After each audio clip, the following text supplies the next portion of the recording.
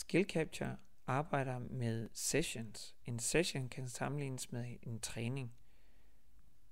Og konceptet er tiltænkt, så man kan arbejde og nemmere sortere sine videosekvenser, når man kommer hjem, og holde styr på den måde, ens udøvere når frem i deres udvikling.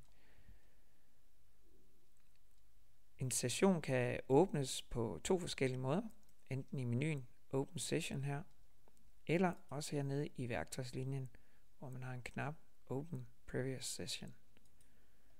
Forholdsvis nemt at gå ud, hente en tidligere version, og så har man alle sekvenserne, og man kan gøre afspil og upload, som man ønsker. Hernede i værktøjslinjen har man også mulighed for at oprette en ny sekvens eller en ny session, så ved knappen enten her med tryllestaven eller op i menuen igen, New Session, er der mulighed for at oprette en ny session. Ny session gør, at alle de sekvenser, der er her i listen her, forsvinder, men de forsvinder ikke fra harddisken, så sessionen er stadigvæk gemt på harddisken.